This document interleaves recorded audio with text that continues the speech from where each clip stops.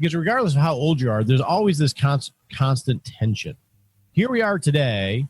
We want to have we have all the demands of today that you talked about. Mm-hmm.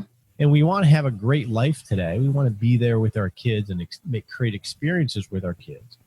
But on the other end of the spectrum, we have, hey, we're going to get older. We got college coming. We're going to need to have money later on. Those two things are diametrically opposed to each other.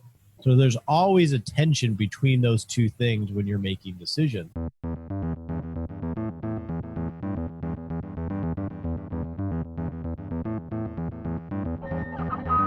Welcome to the Couple Money Podcast, where we're focused on helping spouses get on the same page, dump their debt faster, and get on the path to financial freedom together. Support for this podcast comes from 5 Days to 5K course. A big headache for many couples in the community is they know what they need to do. They need to knock down this debt or save up for a big goal. The question is, where does this money come from? Budget's tight. So I designed a free week-long course that will show you step-by-step how to find, save, and make some extra money. And it's broken down into manageable chunks because I know we are all busy. You can sign up at couplemoney.com/5K. Okay, let me ask you 2 questions. What are you going to be doing during retirement? Think about it. How would you like to spend your days? Are you going to be staying in one location, traveling, a mix of both? What does retirement look like to you? Okay, now here's another one. How much money do you think you'll need to retire happy? That could be a tough one. Now, once a week, as part of taking care of the site, I look over things, including what people are searching for when they discover Couple Money. And you know what I found? Believe it or not, I notice pretty much every day people discover my site with some variation of this one question. How much do we need to retire? It's a big question for sure, but I don't think it's the right one. At least not to start off with. As you probably discovered with that first question I asked, retirement can be completely different things to different people. And sometimes even the two of you might not be on the same page. So how do you figure out what you need to do? Well, you have to approach it from different angles. Of course, there's the technical part with the specific investments you want to have in your portfolio. But before you do that, you need to have a game plan. One that is robust and at the same time flexible enough to adjust as your life changes. That's why I brought the retirement answer man himself, Roger Whitney, today. Not only is he a certified financial planner who's worked for over 25 years, he's the author of Rock Retirement. His mission has been to shift people's mindset from investing in a portfolio to investing in what they love. Because this is a huge deal, we're having a 2-parter. This week, in this episode, we're discussing the problem with traditional retirement planning. Striking that balance between taking care of things down the line while still loving your life now. And how to rethink and plan your retirement as a couple. Let's jump right in.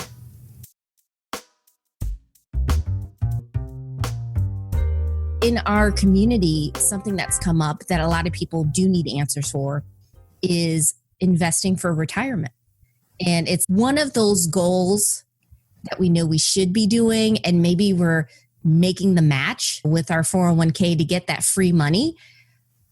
But then the question is, how do we invest? How do we actually move towards that retirement dream? And I think based on what I'm hearing in our own personal experience, when you have so much going on, it's just really hard to sort out through all the noise. It's funny because all the noise about the retirement crisis and how horrid it is in terms of saving and how everybody is behind. It's almost like a parent when we were like 7 years old scolding us. We always just feel like we're just never good enough.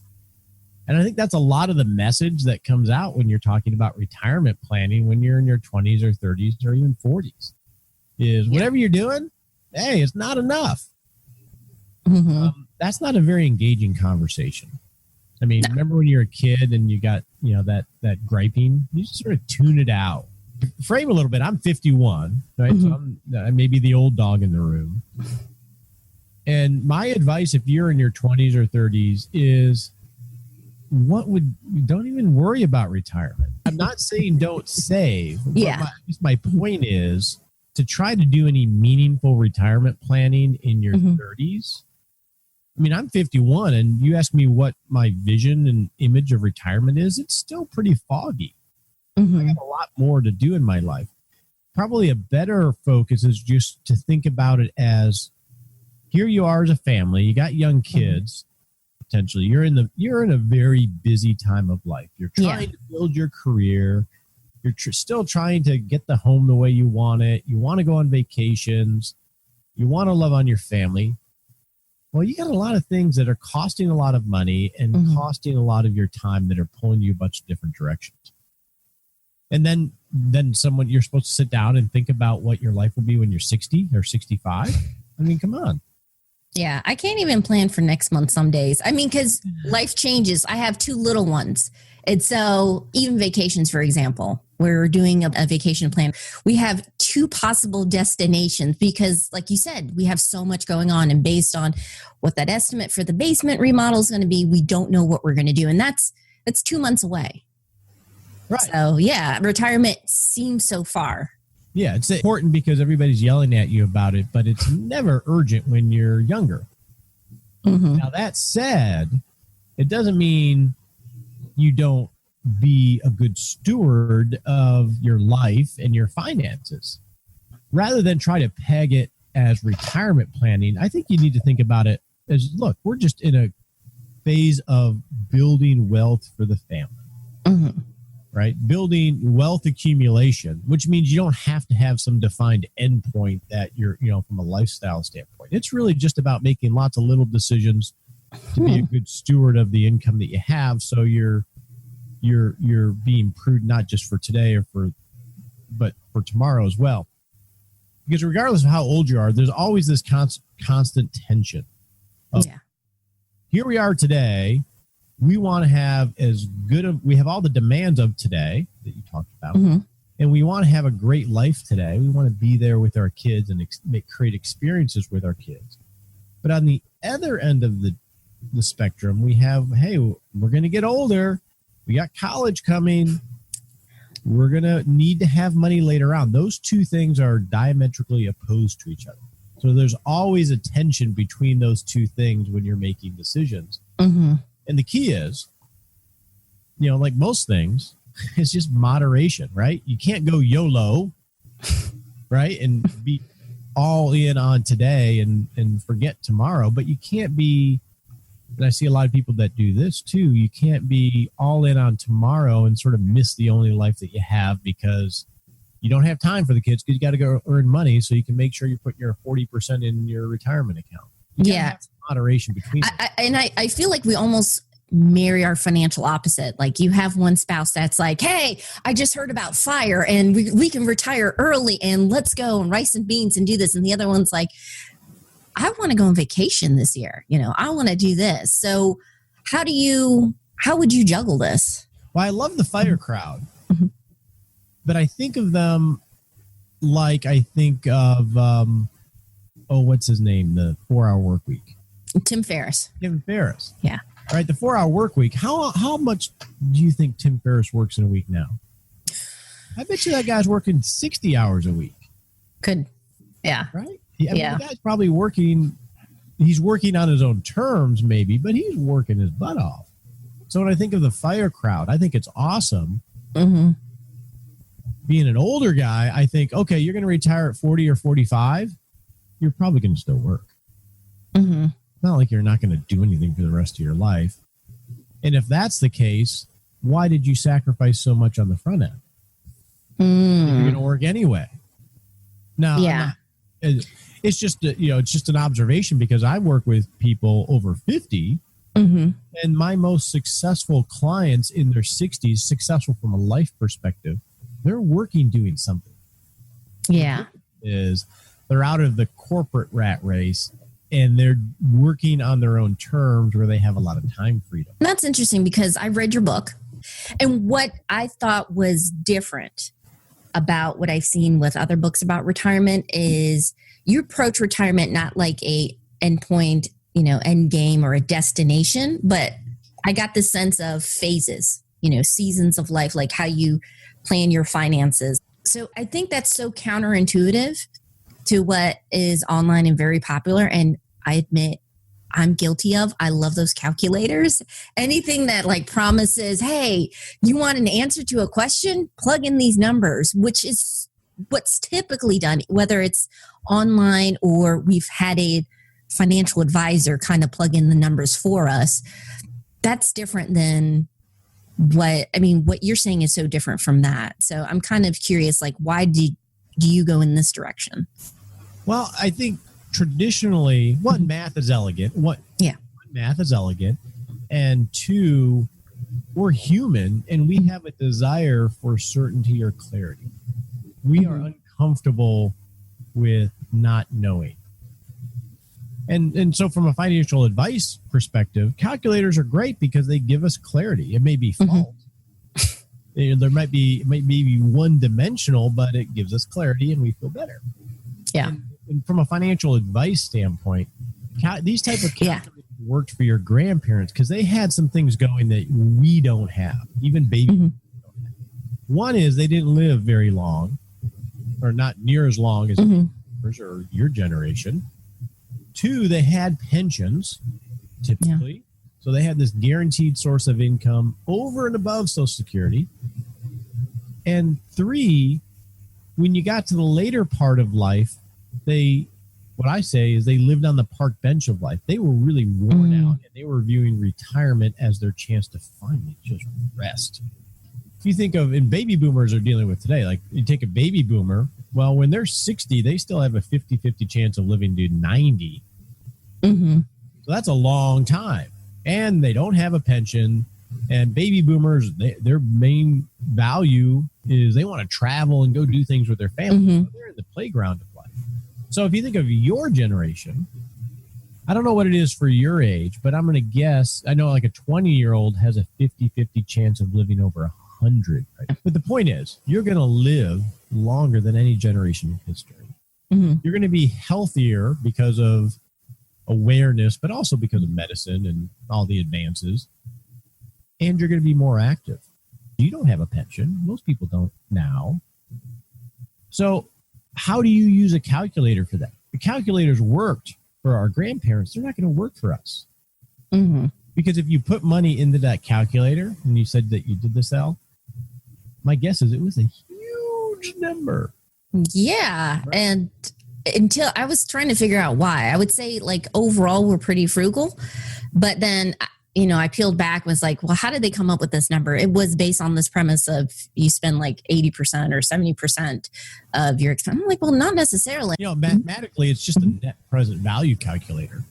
And so it's very one-dimensional. And what ends up happening is, and I think this is one reason why people aren't engaged in financial planning or retirement planning, is we want to be good stewards of our money.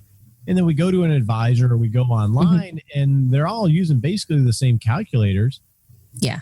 And then what are the choices that they give you? Well, one, you better start saving a heck of a lot more right now. Yes. Two, you better take a lot more investment risk. Three, maybe you should work longer than you originally wanted. Or four, maybe you should settle for less when you do quote unquote retire. And most likely five, it's going to be some combination of all these things. Well, those things are all very sucky choices that aren't very inspiring. So no wonder we don't want to do it. I think a better approach, at least in my mind, is we're not living life to create a great retirement. We're trying to live a great life. Yeah. So how do we find the balance between those two things so we can make the most of the only life that we have?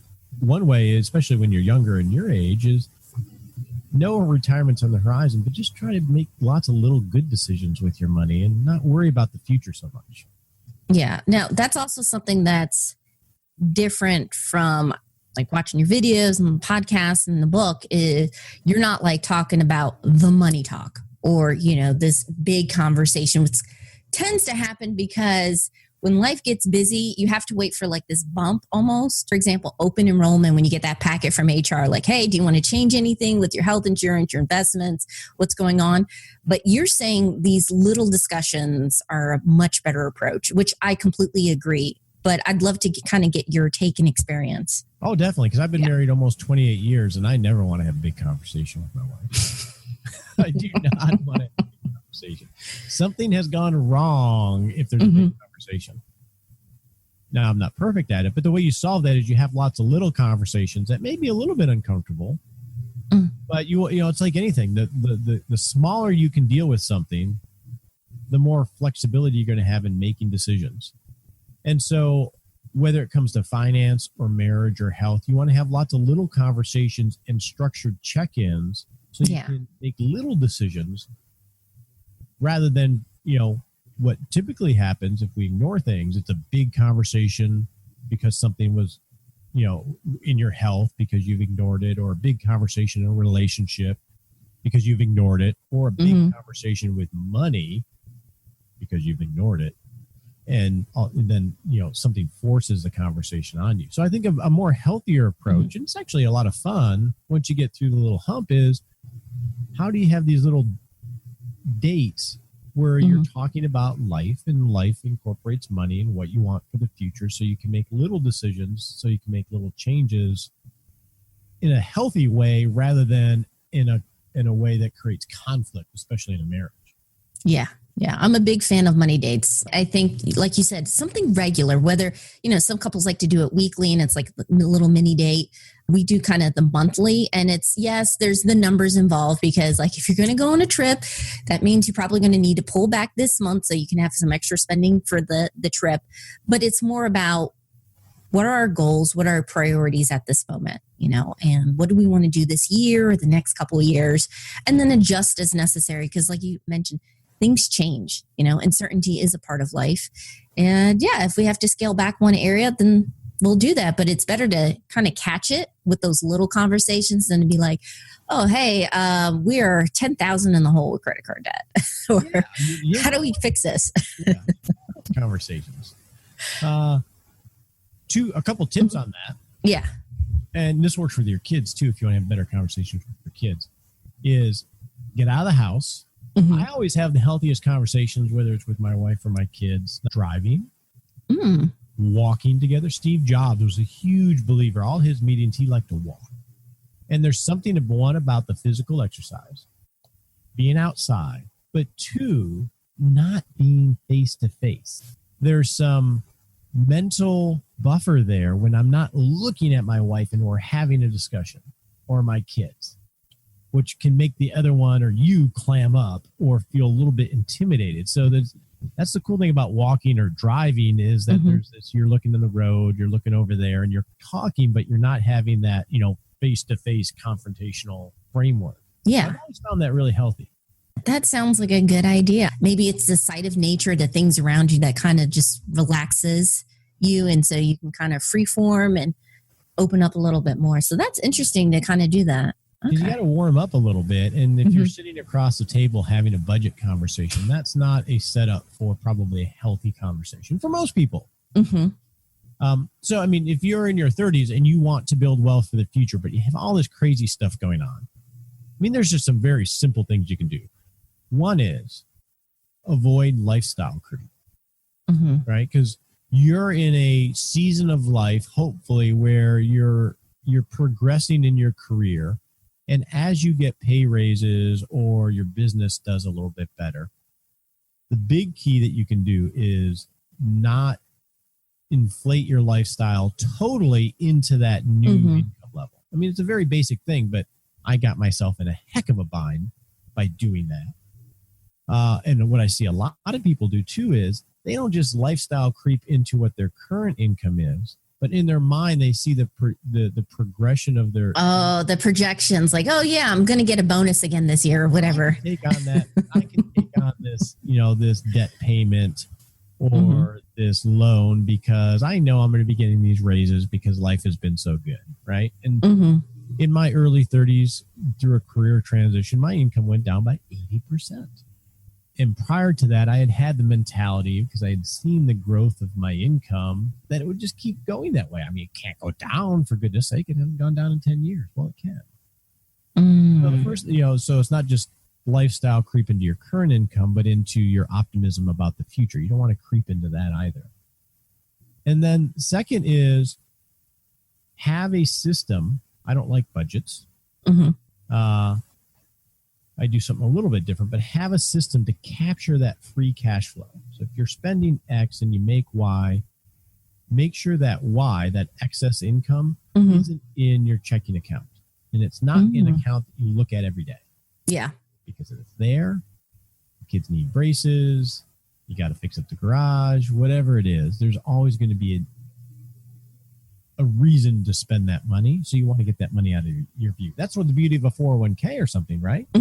Because you don't really see it. You don't really look at it. Well, you can do that in just your cash savings too.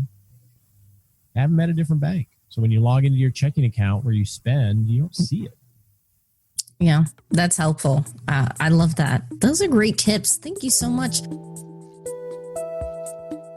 Before we close up, I want to focus on some key takeaways I got from Roger. The first is look at your life as seasons, or think of it in phases. Some people see retirement as the end-all goal. You don't want to see it this way. You have so much going in your life that you really want to enjoy each stage that you're at. Retirement is simply another stage in that series. Second, define your goals holistically. Numbers are wonderful. I like using them. They're objective, very easy to track, but you don't want to create your goal around one number. Instead, look at it holistically. What's going on with your life? When you decide to retire, what are some accomplishments or milestones you want to have? And finally, have a way to easily see your numbers. As you two go through life, you do want to keep track of your financial health. It's not to be anxious and stress over things, but just to keep tabs on them. It's easier to adjust as needed should something come up. If you haven't already, or it's been a while, during your next money date, go ahead and talk about what you're thinking about with retirement. Listen in. You guys may be surprised by some of the ideas you come up with. And once you have a sense of where you're going, then you can get some ballpark figures along the way. Well, if we want to do this, about how much is this going to be? All right, let's see, what's the timetable on that? So just focus on those goals for now. Next week, we're going to get into some specific things to look for when investing, including ways to maximize your 401k and other accounts. Do you want to swap ideas, stories, or ask some questions about planning for your future? Join me in our free and private community, Thriving Families, over on Facebook. You can get there at couplemoney.com/FB. Hope to see you there. Special thanks to Roger for coming on. If you want to hear more about agile retirement planning or listen to his fantastic podcast, Retirement Answer Man, you can check him out at rogerwhitney.com. You should also grab his book, Rock Retirement. It's a fun read. As always, I'll have links in the show notes with all the resources we mentioned today, plus more, including a free 401k analysis from one of our favorite partners, Bloom. With your analysis, you can understand your investments at a glance and uncover unnecessary hidden fees. Keep more of your money so you can really rock retirement. It's all over at our site at couplemoney.com/rockretirement. Our theme song was by Gentle Regime, additional music by Lee Rosevear. Finally, and most importantly, thank you so much for listening. I appreciate your support. And I'm so grateful to see you sharing your favorite episodes. I hope you have a fantastic week. Take care.